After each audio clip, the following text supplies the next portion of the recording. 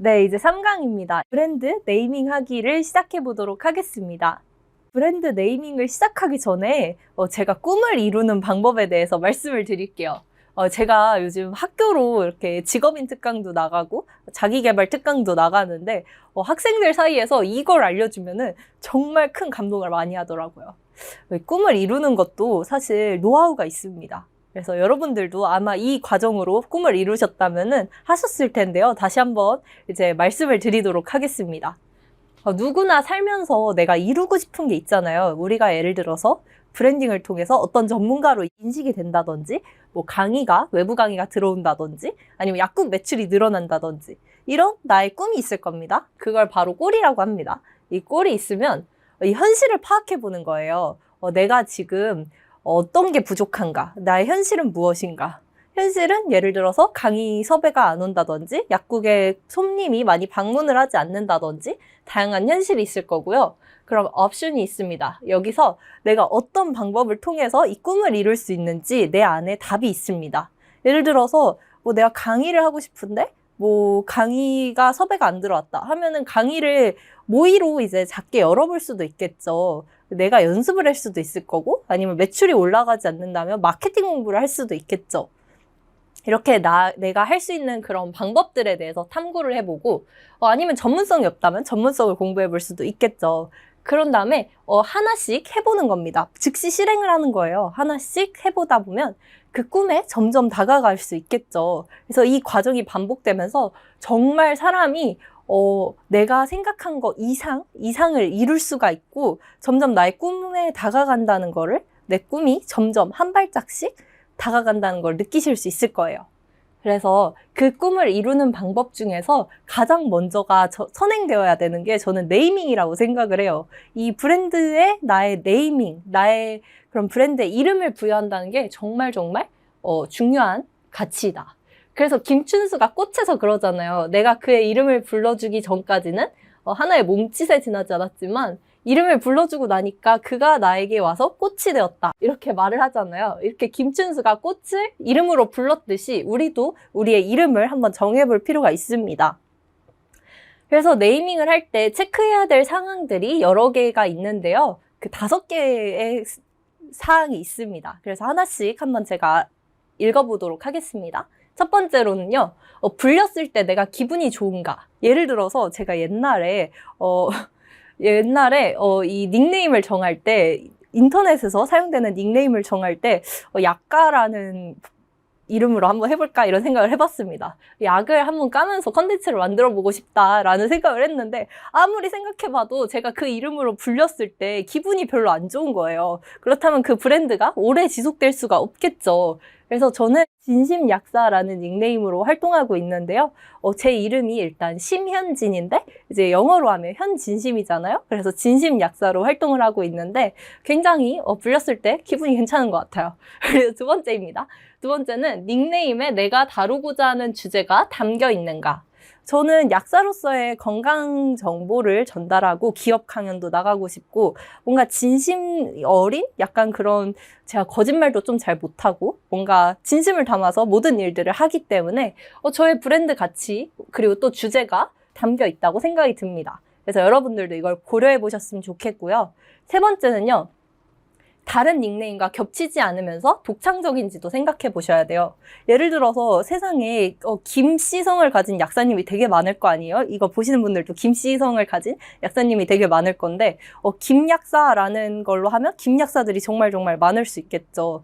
그 김약사들 중에서 내가 차별화가 될 수 있는지를 또 다시 경쟁해야 되고, 예를 들어서 이따 나오겠지만 구글이라는 닉네임으로 내가 뭔가 활동을 한다 하면은, 구글은 완전히 큰 대기업이잖아요. 이 대기업과 함께 경쟁을 해서 내가 구글을 제치고 나만의 독창적인 구글을 만든다는 건 굉장히 어렵겠죠. 그래서 이것도 한번 생각을 해보셔야 됩니다.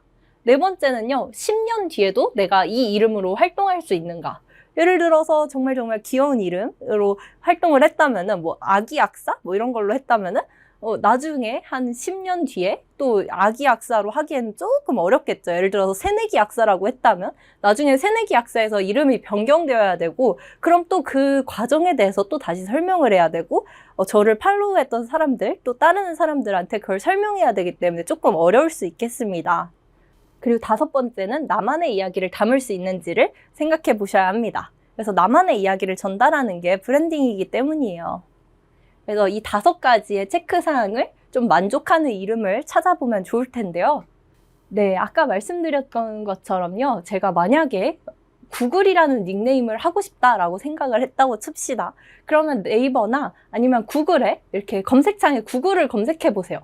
근데 밑에 나오는 것들이 굉장히 구글에 대해서 나와 있고, 최신 콘텐츠, 파워링크, 이렇게 구글에 대해서 모든 것들이 나와 있는 닉네임 있잖아요. 이런 거는 피하시는 게 좋습니다. 왜냐하면 이런 것들을 다 제치고 나의 브랜드가 상단 노출되려면 정말 많은 노력이 필요하겠죠. 그렇기 때문에 가장 좋은 닉네임은 검색했을 때 별다른 게 나오지 않는 닉네임으로 결정하시는 게 좋습니다.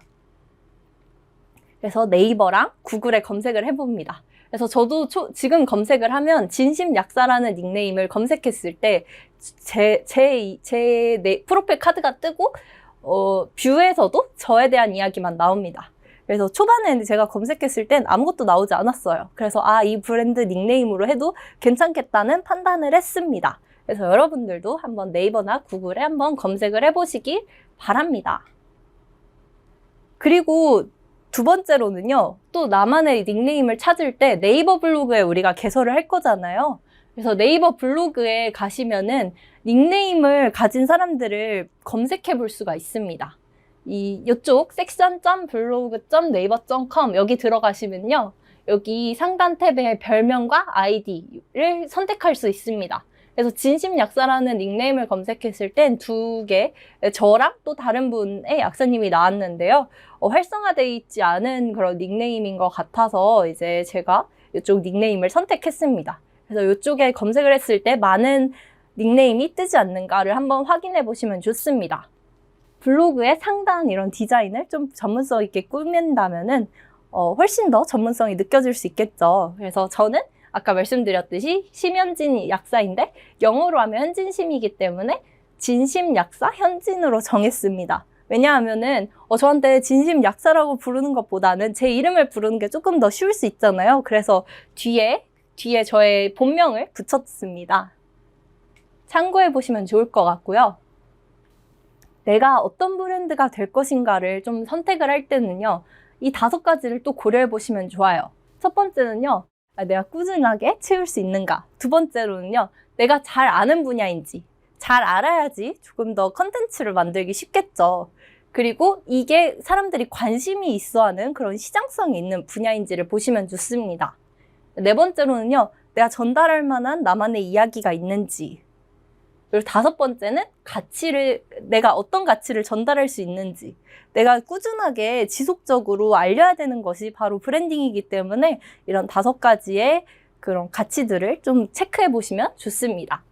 그래서 팁을 드리자면요, 그 SNS를 통해서 내 팔로워나 이웃들이 나한테 질문을 한 게 있을 거예요. 댓글이라든지 아니면 DM이라든지 뭐라고 질문을 하는지 한번 파악을 해보시면, 이 사람들이 나한테 이런 거를 원하고 또 이런 걸로 나를 전문성을 인정을 했구나 라고 생각하시면 되고, 거기에 대해서 자세하게 답변을 좀 주면서 점점 내 브랜드 가치가 심화되고 또 점점 그분들에게 어떤 가치를 전달할 수 있다고 이렇게 말씀드립니다.